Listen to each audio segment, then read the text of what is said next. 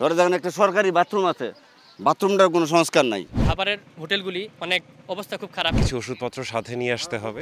সব মিলিয়ে বাজারের অবস্থা খুব বেহাল অবস্থা। একটু মোর সিনসিয়ার অ্যাটিটিউডটা দরকার।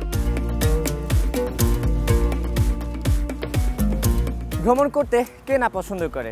এবারে আমাদের ভ্রমণের সময়ের গন্তব্য হচ্ছে 9 কুড়ি কান্দা 6 কুড়ি বিল।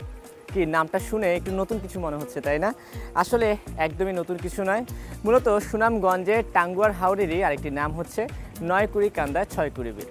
আমরা আজ সেই সুনামগঞ্জে টাঙ্গুয়ার হাওরে যাব, একটু জানতে চাই কেমন আছে হাওরবাসী, কেমন আছে টাঙ্গুয়ার হাওরে পর্যটকরা।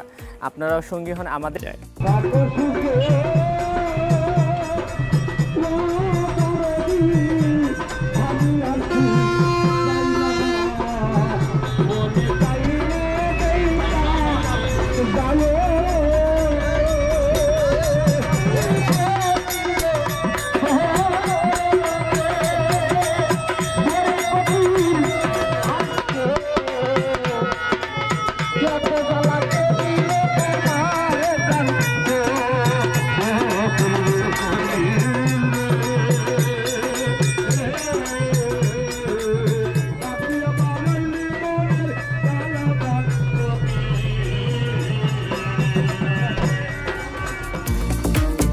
বন্যার আগে মনে করেন যে পর্যটক প্রচুর পরিমাণে আইছিল, তারপরে আসার সময় মনে করেন যে প্রত্যেকটা নৌকায় বা প্রত্যেকটা লোকেই কাজের দিক দিয়ে খুব অগ্রসর আছিল বা ভালো অবস্থানে আছিল। তারপর যখন রাস্তাঘাটের বেহাল অবস্থা হয়ে গেল, বন্যার কারণে ভেঙে গেল গা, তখন আর এদিকে পর্যটক আসে না।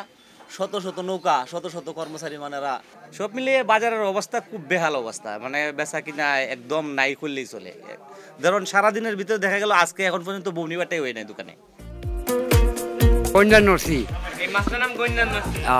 ঠিক আছে, কেজি কত করে মাছে? 120 টাকা কেজি। তাহিরপুরে পর্যটকদের জন্য নেই তেমন কোনো ভালো খাবার বা থাকার হোটেল।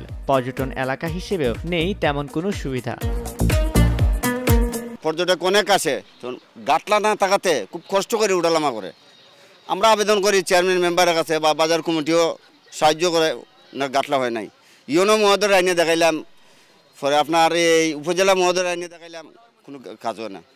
ধরে দেখেন একটা সরকারি বাথরুম আছে, বাথরুমটার কোনো সংস্কার নাই। পর্যটক আসলে হয়তো এর বিল্ডিং ওই নৌকার মাঝে গিয়ে ওনারা বাথরুম করে বা পয়সা পায় না, বিভিন্ন ঝামেলা। আমরা বারবার আবেদন করার পর হয় সকল সুবিধা। এখানে অনেক কিছু আমি এক্সপেক্ট করে আসিনি।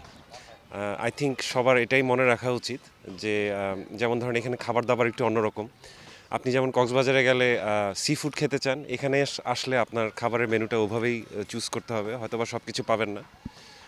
পানিটা একটু কেয়ারফুল থাকতে হবে, বটল ওয়াটার ছাড়া খাবেন না।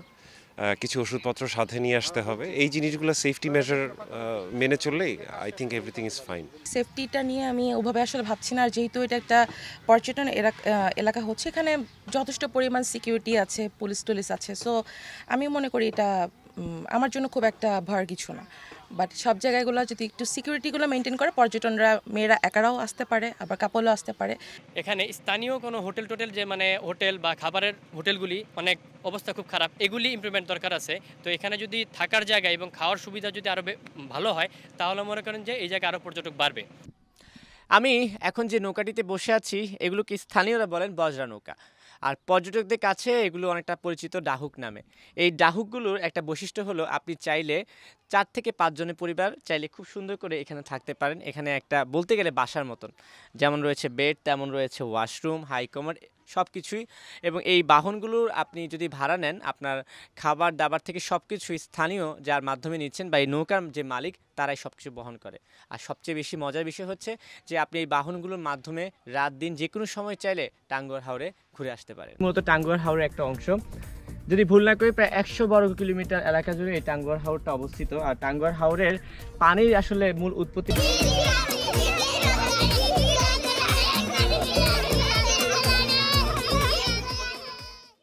মাঝ রাতে চলে যান হাওরে।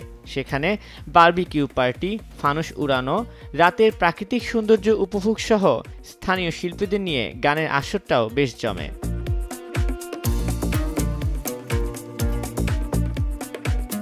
আমরা এখন আছি রাতের টাঙ্গুয়ার হাওরে। আমার পেছনে আপনারা দেখতে পাচ্ছেন যে একদল পর্যটক বারবিকিউ পার্টি করছেন, তারা আজ এখানে বাউল গান করবেন এবং চারপাশটা একদমই নীরব, বিদ্যুৎ নেই বলতে গেলে। এবং আমি যেখানে দাঁড়িয়ে আছি হাওরের পানি এখানটা শুকিয়ে গেছে, তার পাশে হাওরটা আছে।